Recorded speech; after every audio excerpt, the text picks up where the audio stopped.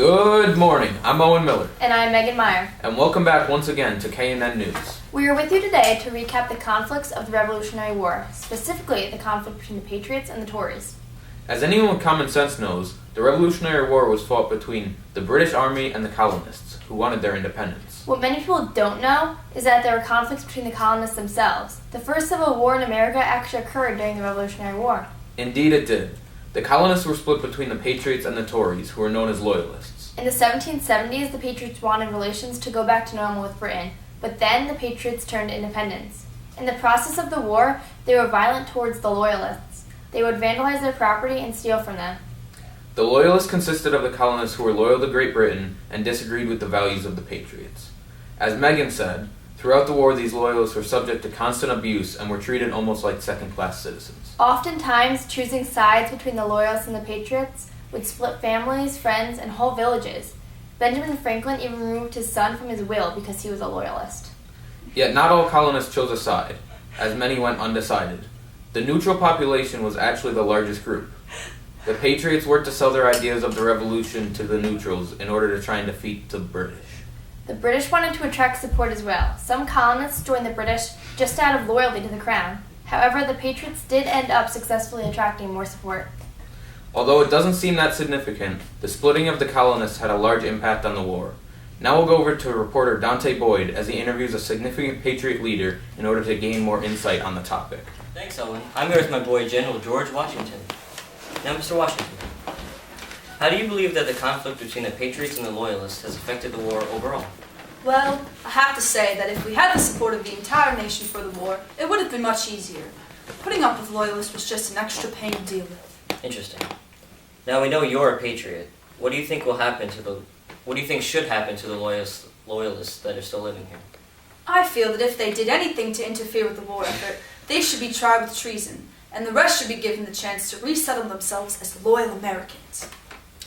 What is the next step for this country? What do you think it will take for the colonists to get back on their feet? Well, first we need to develop a democratic government to hold the young country together. From there, we will have to set up the economy so we can thrive on a national stage. What will happen if another conflict like this arises within our country or with other countries? Hopefully fellow countrymen will never kill each other again, because civil wars are awful. We should also not engage in any foreign wars. Our nation isn't strong enough to grow and also fight a war. What is the next step for you? Will you maybe run for president? I will not run, but I foresee that I will be nominated with no opponents and become the only unanimously elected president ever. All right, Mr. Washington, thank you for your time. Back to you guys in the studio. So we out here bringing you the realest weather in the 518, boy. Me and the squad showing you it's dope out right now. We got a little bit of this, a little bit of that, and it's just sick football weather out here, boy. Back in that Jamestown place, we used to play football for fun, but then those old people went and banned it. But up here in the 518, we don't follow laws. We still ball all day. Only the real athletes play this. But in 30, 40 years, some losers at Harvard School will start playing this and call it something that doesn't make sense. Yo, dog, it's pretty chill out right now, so get up, get out, and get lit. Now back to that Foo studio. Squad out! That's that, man. Thanks, guys.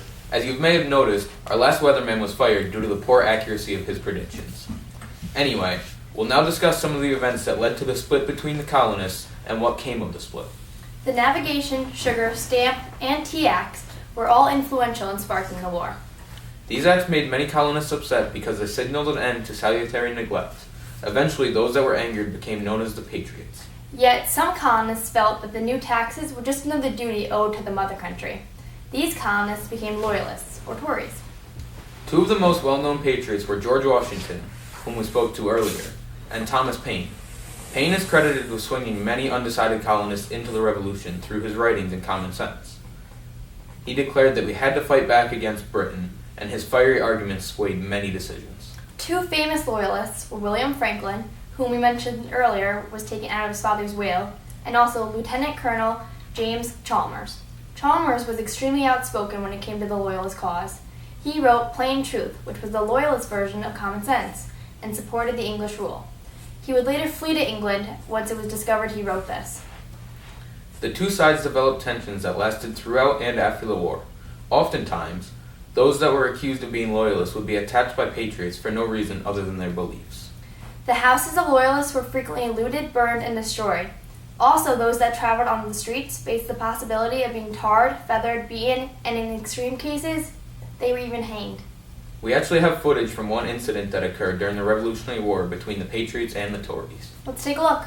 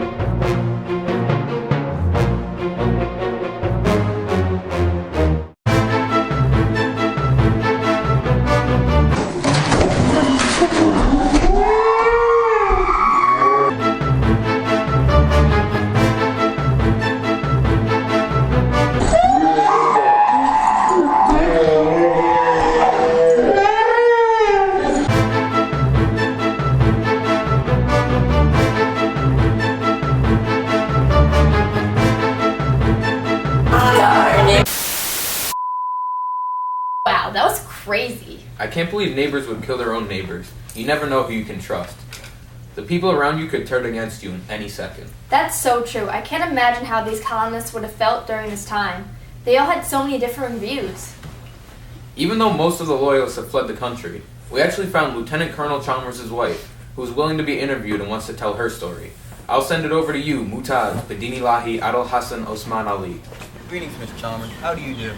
I'm just swell, sir. So I understand your husband's writings are viewed as controversial. Care to explain?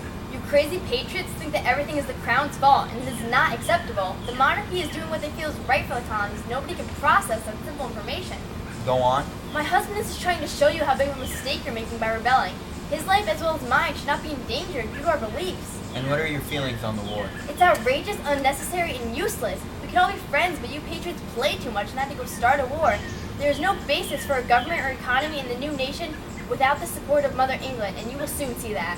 Alright, let me rephrase myself. Since the Patriots won the war, where do you see yourselves in the nation? Nowhere. Explain. We're moving to Britain before this nation collapses and to ensure our safety from new radicals. That's all I have to say. Good day, sir. Thanks for your time, Miss Chalmers. Now it's back to Owen in the studios. I'm just sitting in the studio just trying to get to you. Luckily for us, we're a mostly neutral news station, and we'll now be joined by Giselle Brady from the Patriots News Network and Roger Rodell from the Loyalist News Broadcasting Center for a final opinion on the topic. Now, you two clearly don't like each other, but why is it that the Tories and Patriots hate each other so much? Most of the hatred draws from different opinions on how involved Britain should have been in the colonies. We felt the throne was extending its powers too far into our lives through the intolerable acts.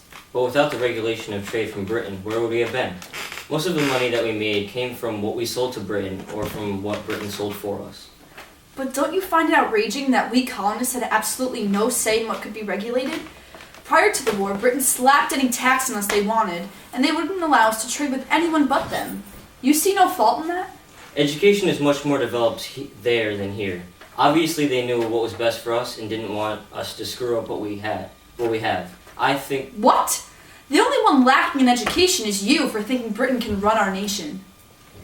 If you had let me finish, I think Parliament knew what our nation was capable of economically, and they were just trying to do all they could to ensure our continued success. But surely, speak all that other nonsense if it pleases you. Wow, that escalated 0 to 100 real quick.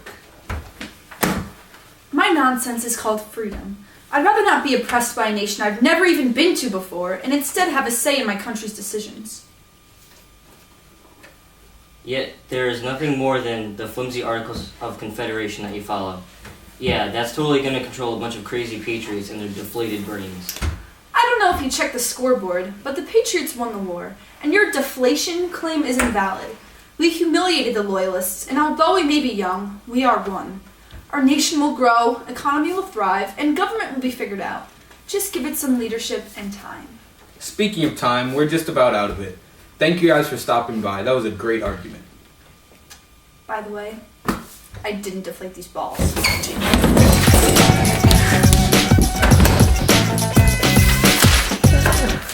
So as you've seen, the Revolutionary War was not just a conflict between Britain and the colonists.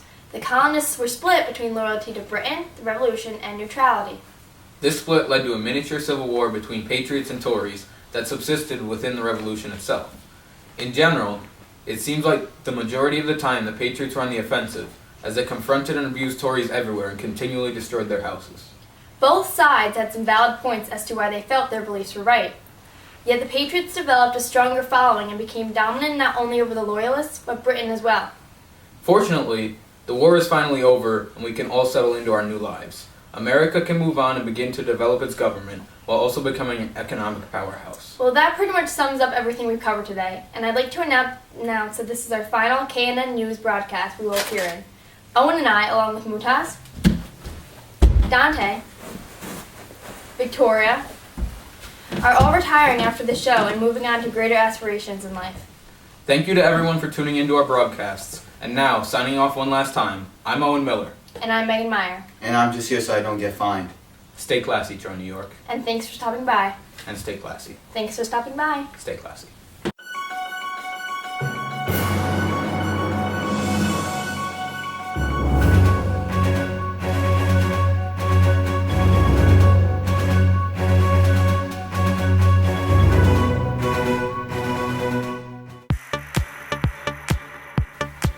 Alright, Mr. President.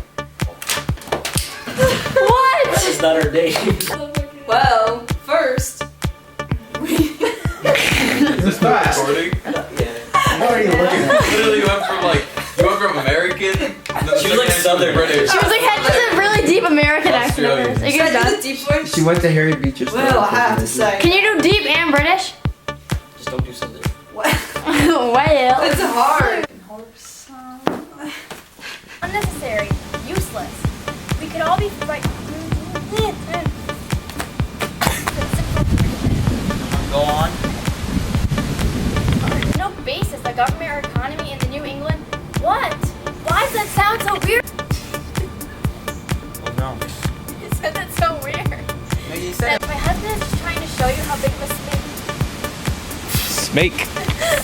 husband's view writings are considered as controversial.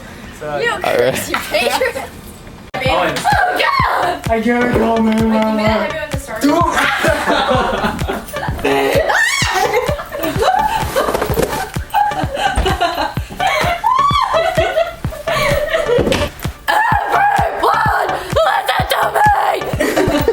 Okay.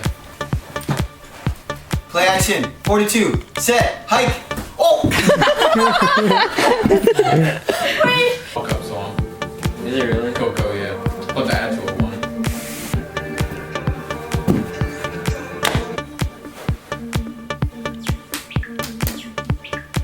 You're still dancing.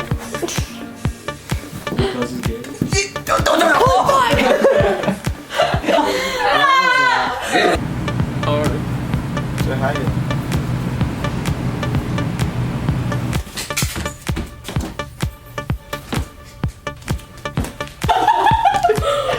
Yo. I got that. Conflicts between the Patriots and the Loyalists. I just said the wrong line, started Yes. over.